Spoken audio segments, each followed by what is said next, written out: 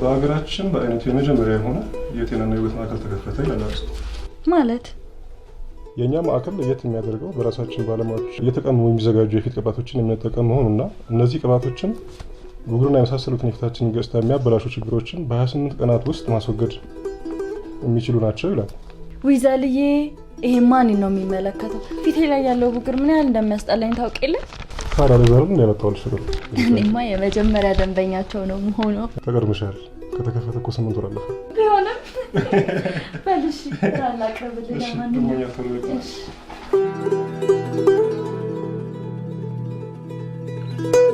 ወይዘሪት ማህሌት እንግዲህ እንደነገርኩሽ እኛ ሰዎች ውበታቸውን እንዲጠብቁ እንረዳቸዋለን እንጂ የውበትና የጤና ማዕከል ስለተባለ በቀጥታ ሕክምና እናደርጋለን ማለት አይደለም። ግን ዶክተር ያው እንደነገርኩ ፊትሽ ላይ ስላለው ብጉር በፍጹም እንዳትጨነቂ። በመጀመሪያ ስለ ብጉሮቹ ሁኔታ ለማወቅ ምርመራ እናደርግልሻለን። እሺ። ከዛ ቆዳሽን በማይጎዳ መልኩ እና ምልክት እንዳይተው ተደርጎ በ28 ቀናት ውስጥ ብጉሮቹን ሊያጠፉ የሚችሉ ቅባቶችን እናዘጋጅልሻለን። ጥሩ፣ ደስ ይለኛል። ቅባቶቹን ከባልደረቦቼ ጋር እዚሁ ድርጅታችን ውስጥ ከተለያዩ ከተፈጥሮ ቅጠላ ቅጠሎችና ፍራፍሬዎች ስለምናዘጋጃቸው ሌላ ተጓዳኝ ችግር ይፈጥራል ብለሽ በፍጹም እንዳታስቢ። እንደዛ ከሆነ በጣም ጥሩ ነው ዶክተር ዮሐንስ። አገልግሎታችንን ከተቀበልሽ በኋላ እርግጠኛ ነኝ ታመሰግኛለሽ። እንደዛ ከሆነ በጣም ጥሩ ነው ዶክተር። አሁን ይህችን ማዘዣ ልጻፈልሽና ላብራቶሪ ሄደሽ ሳምፕል ስጪኝ። እሺ።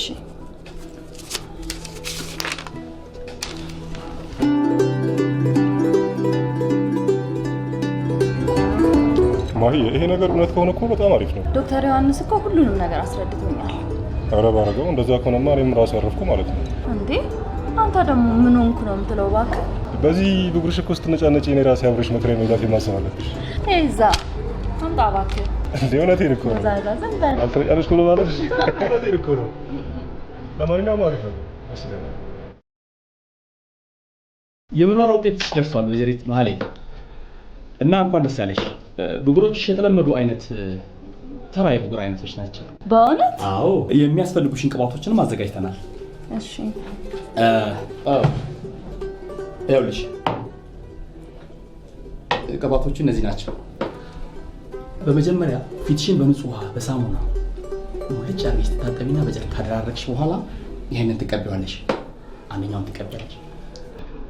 ከዛ በኋላ ከ30 ደቂቃ በኋላ እንደገና ትታጠቢውና ከመተኛትሽ በፊት ይሄን ሁለተኛውን ተቀብተሽ ትተኛለሽ። ጠዋት ስትነሺ እንደገና ትታጠቢያለሽ። ይሄንን ለ28 ተከታታይ ቀናት ማድረግ ነው። ከዛ በኋላ ብጉር የተባለ ነገር ከፊትሽ ሙልጭ ይወጣል። በጣም አመሰግናለሁ ዶክተር። ችግር የለውም። ውጭ ሀገር የሞቀን ወይን ትቼ የመጣሁት ወገኖችን ለማገልገል ነው። እሺ ዶክተር ዮሐንስ። አሁን ይህችን ሂሳብ ክፍል ክፈይና ከፋርማሲ መድኃኒት ውሰጂ። እሺ በጣም አመሰግናለሁ ዶክተር። መልካም ቀን።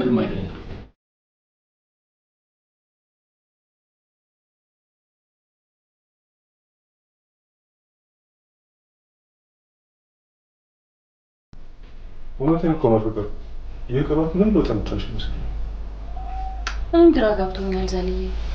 ያው ከተባለው 28 ቀን እኮ 26 ቀን ተቀብተሻል። 2 ቀን ይቀርሽ ማለት ነው። አዎ ግን ምን ላድርግ?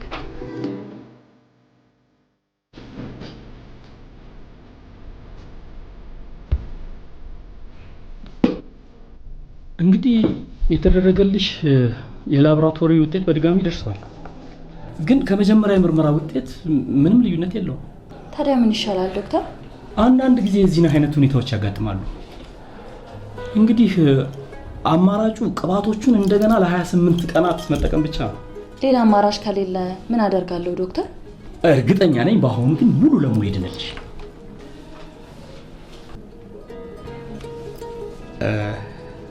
እና አሁን ይቺን ሂሳብ ክፍል ክፈይና ከፋርማሲ መድኃኒቷን ሰጪ። ሂሳቡ ከባለፈው ጋር አንድ አይነት ነው። ውበትን ለመጠበቅ ከዚህ በላይ ይከፈላል። እሺ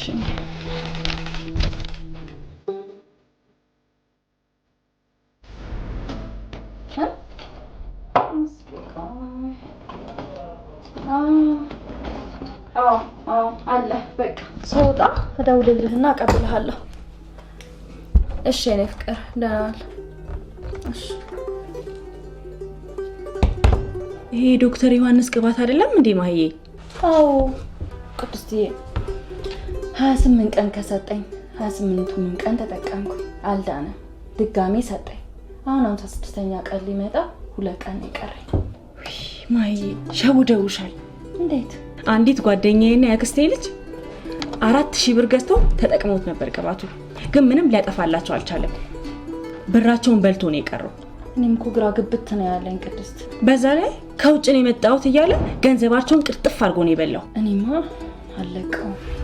እቺን ለቀል ጨርስና እሄድለታለሁ። ሰማኛለህ አቶ ዮሐንስ፣ ከእናንተ የወሰድኩት መድኃኒት 56 ቀን ሙሉ ስጠቀም ምንም አይነት ለውጥ አላመጣም። ፊቴ አለቀቀም። ይታይሃል? አዝናለሁ ወይዘሪት ማህሌት። እንግዲህ አንቺ ብጉር ምናልባት ከኛ አቅም በላይ ሆኖ ኖ፣ እሱንማ በላብራቶሪ አይታችሁ እናጠፋለን ያላችሁት እናንተ ናችሁ። እንግዲህ ካልጠፋ ምን ማድረግ እንችላለን? ትሰማኛለህ አቶ ዮሐንስ? 8000 ብር ከፍዬ ከእናንተ ያገኘሁት አገልግሎት ምንም ስላልጠቀመኝ፣ ስለዚህ የከፈልኩትን ገንዘብ ትመልሷታላችሁ። ምን እየቀለድሽ መሆን አለበት? የምትቀልዱትማ እናንተ ናችሁ። እዚህ ተቀምጣችሁ በጠራራ ፀሐይ የሰው ማጅራት የምትመቱት። ወይዘሪት ማህሌት፣ አሁን የምቀልድበት ጊዜ የለኝም። ደንበኞቼን ላስተናግድበት ውጭልኝ። ስማ፣ እኔ እንደሌሎቹ አጭበርብረሃቸው እንደቀራቸው ሴቶች እንዳልመስልህ፣ እንደዚህ ቀልደህ የምትቀር እንዳይመስልህ። እንተያያታለን።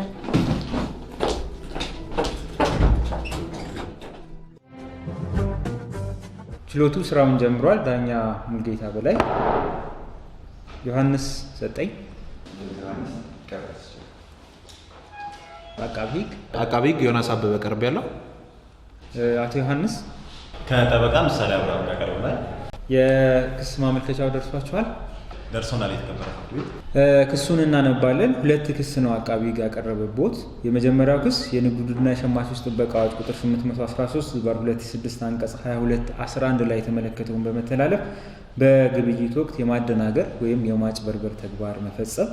የክሱ ዝርዝር መግለጫ ተከሳሽ ሃንሆን የተባለ የጤና እና የውበት ማዕከል ከፍቶ ንቅሳት፣ ማዲያት፣ ብጉር እና የተለያዩ የቆዳ በሽታዎችን በ28 ቀን አጠፋለሁ በማለት በተለያየ መልክ መረጃ ሲሰጥ ከቆየ በኋላ በተለይም ታህሳስ 1 ቀን 2010 ዓ.ም የግል ተበዳዩ ዘሪት ማህሌት አለማየሁን ወደ ማዕከሉ ስትመጣ የላቦራቶሪ ምርመራ በማድረግ መድኃኒቱ ብጉሯን በ28 ቀን እንደሚያጠፋላት በመግለጽ መድኃኒቱን በብር 4000 ብር ከሸጠላት በኋላ ተበዳዩ መድኃኒቱን ለ28 ቀን ተጠቅማ የተመለሰች ቢሆንም መድኃኒቱ ያላዳናት በመሆኑ በድጋሚ ለ28 ቀን ብትወስጂው ትድኛለሽ በማለት በድጋሚ በ4000 ብር መድኃኒቱን ከሸጠላት በኋላ ተበዳዩ ለ28 ቀን በተጨማሪ ብትጠቀም ብጉሯ ያልዳነ ከበፊቱ ምንም አይነት ለውጥ ያላመጣ በመሆኑ በፈጸመው በግብይት ወቅት የማደናገርና የማጭበርበር ተግባር ተከሷል የሚል ነው። ሁለተኛ ክስ የቀረበው በተመሳሳይ መልኩ የንግድና ሸማቾች ጥበቃ አዋጅ ቁጥር 813/2006 አንቀጽ 1ን በመተላለፍ የንግድ እቃዎችን ወይም አገልግሎቶችን በተመለከተ የተሳሳተ መረጃ መስጠት። የክሱ ዝርዝር መግለጫ ተከሳሽ ከላይ በአንደኛ ክስ በተገለጸው ጊዜ፣ ቦታና ሁኔታ በ28 ቀን ብጉር የሚያጠፋ መድኃኒት ሰርቻለሁ በማለት በጋዜጣና በተለያዩ በራሪ ጽሁፎች የተሳሳተ መረጃ የሰጠ በመሆኑ በፈጸመው የንግድ ዕቃን ወይም አገልግሎትን በተመለከተ የተሳሳተ መረጃ መስጠት ወንጀል ተከሷል የሚል ነው። አቃቢ ሕግ ይህንን ክስ ያስረዳልኛል ያለውን የተለያዩ የሰው ምስክሮችና የሰነድ ማስረጃዎች አቅርቧል። ከነዚህ የሰነድ ማስረጃዎች ውስጥም የተባለው መድኃኒት በእርግጥም የተባለውን ፈውስ ወይም አገልግሎት የማይሰጥ መሆኑ በተባለው መንገድ በተባለው ጊዜ ውስጥ የኢትዮጵያ የመድኃኒት ክብካቤና ቁጥጥር ባለስልጣን የላከው ማስረጃ ነው። ክሱን ትቃወማላችሁ? የተከሳሽ ጠበቃ እንቃወማለን። የተከበረው ፍርድ ቤት የተከበረው ፍርድ ቤት የምናመለክተው ነገር አለ። እርስዎ ምንድን ኖት? አመሰግናለሁ። የተከበረው ፍርድ ቤት እኔ የወይዘሪት ማህሌት ጠበቃ ነኝ። የመጣሁት እንጂም የግል ተበዳይ በደረሰባት ጉዳት መሰረት የደረሰባትን ኪሳራ ካሳ እንዲያዝልን ክቡር ፍርድ ቤቱን ለመጠየቅ ነው የቀረብነው። የተከበረው ፍርድ ቤት ለዛም አቤቱታችንን ይዘናል። ክቡር ፍርድ ቤቱ እንዲቀበለን በትህትና እንጠይቃለን። ይቀበሏቸው።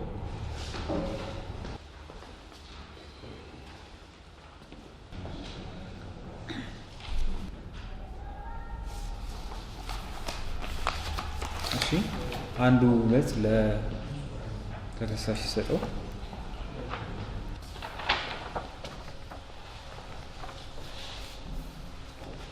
የተከሳሽ ጠበቃ አሁን በቀረበው የካሳ ጥያቄው ከወንጀል ጉዳዩ ጋር አንድ ላይ ይታይልኝ የሚለውን ጥያቄ በተመለከተ የሚያቀርቡት አስተያየት አለ?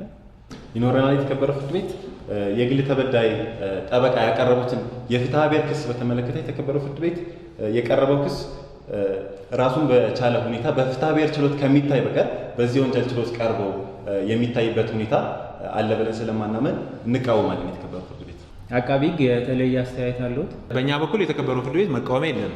ፍርድ ቤቱ የግል ተበዳይ ጠበቃ ባቀረቡት ማመልከቻ ላይ የሚከተለውን ትዕዛዝ ሰጥቷል።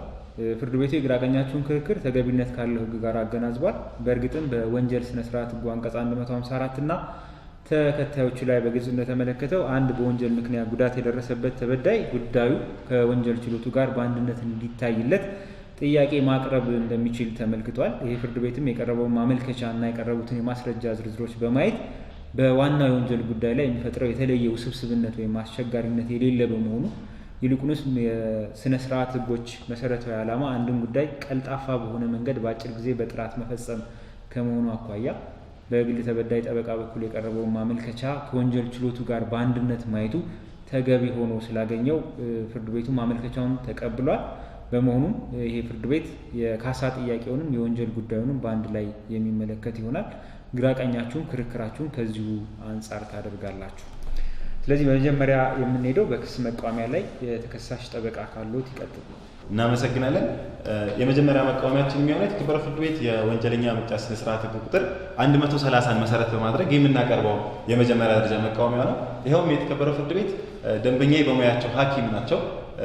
የተከበሩ ጠቅላይ አቃቢ ሕግም ሲያቀርቡት የነበረው ክስ የተከበረው ፍርድ ቤት በሰጡት የሕክምና አገልግሎት ላይ ፈውስ አልተገኘም፣ ስለሆነም የወንጀል ተጠያቂነት አለባቸው የሚል ነው። ይኸውም የተከበረው ፍርድ ቤት በፍትሐ ብሔር ሕጋችን አንቀጽ 2648 ላይ በግልጽ ተደንግጎ ወይም ሰፍሮ እንደሚገኘው አንድ ሐኪም ለሕክምና ለመስጠት መልካም ውጤት ለማምጣት በግልጽ በጽሁፍ ያለበትን ኃላፊነት ባልገለጸበት ሁኔታ ተጠያቂ እንደማይሆን ግልጽ ድንጋጌ ሰፍሮ ይገኛል።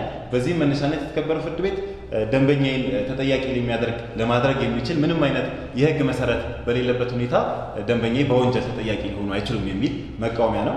በሁለተኛነት የምናቀርበው የመጀመሪያ ደረጃ መቃወሚያችን የሚሆነው የተከበረው ፍርድ ቤት የወንጀል ህግ አንቀጽ 61 ንዑስ አንቀጽ 2ን መሰረት በማድረግ ነው። ይኸውም የተከበረው ፍርድ ቤት አንድ ሰው ወይም አንድ ግለሰብ ሁለት የተለያዩ ድርጊቶችን በአንድ የወንጀል ማድረግ ሀሳብ የተከበረው ፍርድ ቤት በአንድ የወንጀል ማድረግ ሀሳብ ላይ ሆኖ የፈጸማቸው በሆነ ጊዜ በሁለት የተለያዩ የወንጀል ድንጋጌዎች ሳይሆን በአንድ የወንጀል ድንጋጌዎች ብቻ ሊቀጣ እንደሚችል በግልጽ ህጉ ላይ ሰፍሮ ይገኛል። በዚህ መነሻነት የተከበረው ፍርድ ቤት አቃቢ ህግ ወይም የተከበሩ ጠቅላይ አቃቢ ህግ በደንበኛ ላይ ጠቅሶ ያቀረቡት ክስ የሸማቾች ጥበቃ ባለስልጣን አዋጅ ቁጥር 813 ህዝባር 2006 አንቀጽ 22 አንድን በዋናነት በመጀመሪያ ክሳቸው ይኸውም የተሳሳተ መረጃ በመስጠት የሚል ክስ ነው። የተከበረው ፍርድ ቤት በሁለተኛነት ያቀረቡት ደግሞ የዚሁን አዋጅ አንቀጽ 22 ንዑስ አንቀጽ 11 መሰረት በማድረግ የማጭበርበር ተግባር ሰርተዋል የሚል ነው። የተከበረው ፍርድ ቤት አንደኛው ድርጊት ብቻውን ሊቆም የሚችል ባልሆነበት ሁኔታ የተከበረው ፍርድ ቤት ደንበኛዬ ላይ ሁለት የተለያዩ የወንጀል ድንጋጌዎችን ጠቅሶ ተጠያቂ ማድረግ ምንም አይነት የህግ መሰረት የሌለው መሆኑ የተከበረው ፍርድ ቤት ደንበኛ ተጠያቂ ናቸው ሊባሉ የሚችሉበት የህግ አግባብ ቢኖር እንኳ በሁለት ክሶች ሳይሆን በአንድ ክስ ብቻ ነው የሚል መቃወሚያ ነው የምናቀርበው። የተከበረው ፍርድ ቤት አቃቢ ህግ አሁን በቀረቡት የክስ መቃወሚያዎች ላይ ምላሾትን በአጭሩ ያሰሙ። እናመሰግናለን። የተከበረው ፍርድ ቤት በእኛም እምነት የተከበረው ፍርድ ቤት እንግዲህ አንድ ሐኪም ለሚሰጠው የህክምና አገልግሎትም ሆነ ለሚሰጣቸው መድኃኒቶች ፈዋሽነታቸውን በተመለከተ አዳኝነታቸውን በተመለከተ ሁል ጊዜ የግድ ማረጋገጫ መስጠት አለበት። ካልፈወሰ ካላዳነ የወንጀል ተጠያቂነት ያስከትልበታል የሚል ክርክር የለንም። በእኛ በኩል በተከሳሽ ላይ ያቀረብነው ክስ ምንድን ነው? ተከሳሹ እንግዲህ ፈዋሽነቱ ያልተረጋገጠ እንደማይፈውስ በህግ ስልጣን በተሰጠው ተቋም የተረጋገጠን መድኃኒት ይፈውሳል፣ ያድናል በሚል የተለያዩ ማስታወቂያዎችን በመስራት የተከበረው ፍርድ ቤት ይኸው እንደሚመለከተው የተለያዩ ማስታወቂያዎችን በመስራት የተለያዩ ፍላየሮችን በመበተን እንደሚፈውስ የተሳሳተ መረጃ ለህብረተሰቡ ሰጥቷል።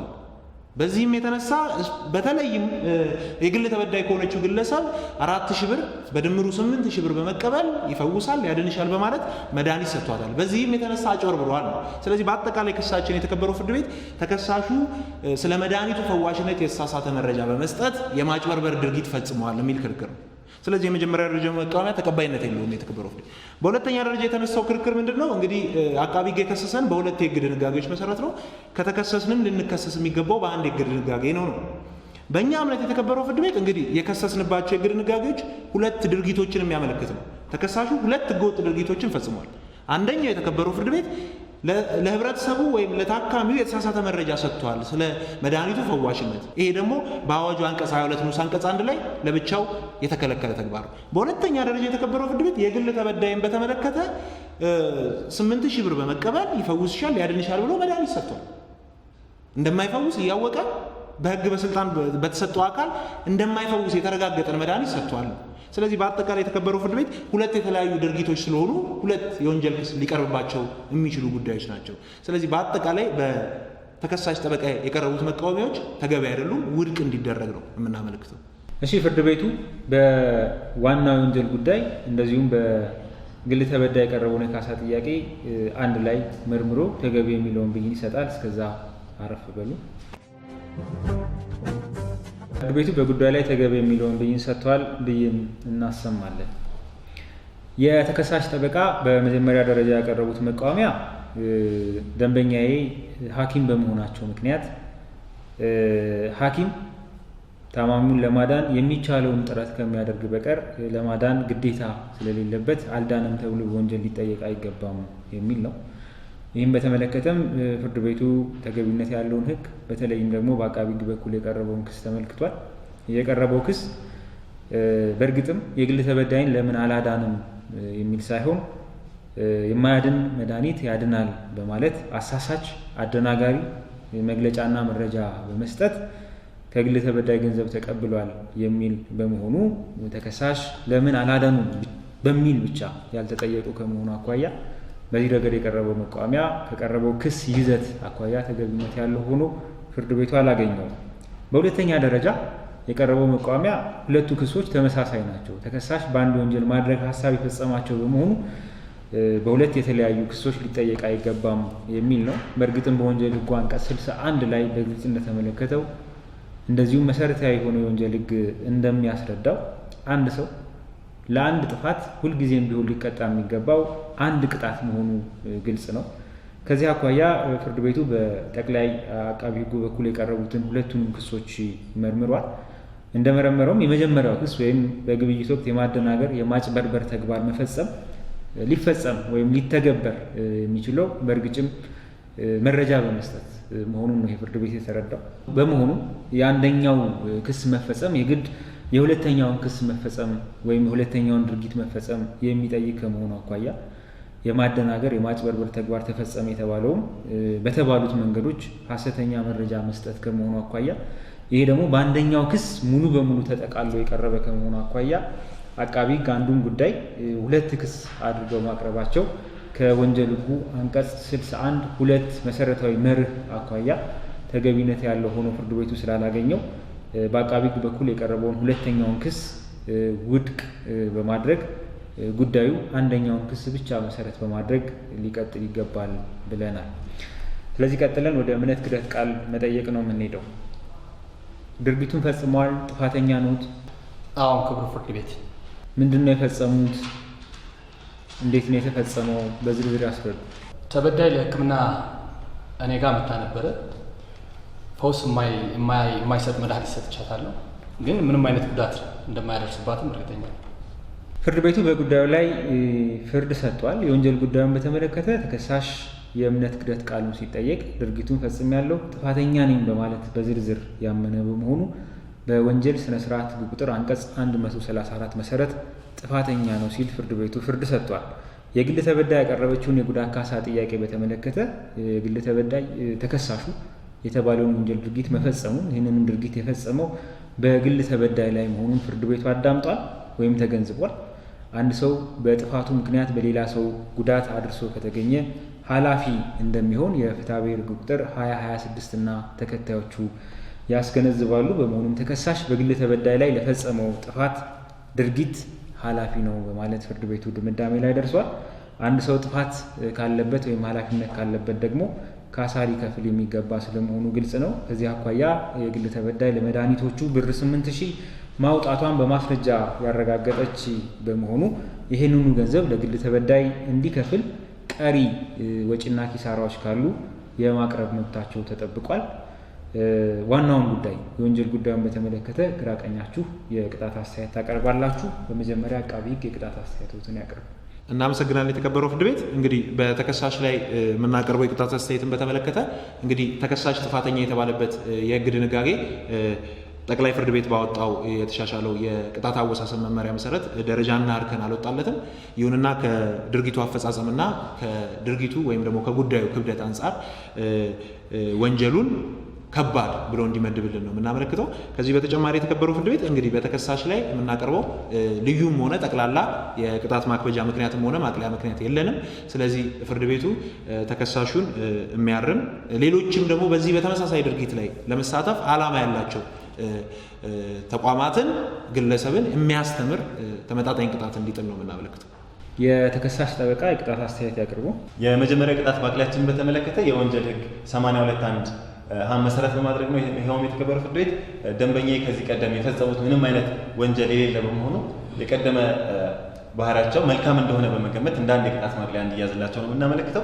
በሁለተኛነት የምናቀርበው ቅጣት አስተያየትን በተመለከተ ደንበኛዬ በሙያቸው ሐኪም በመሆናቸው እና ሰፊ ማህበረሰባዊ ግልጋሎት የሚሰጡ በመሆኑ በወንጀል ሕጉ ቁጥር 86 መሰረት እንደ ሁለተኛ የቅጣት ማቅለያ እንዲያዝልን በማክበር እናመለክታለን።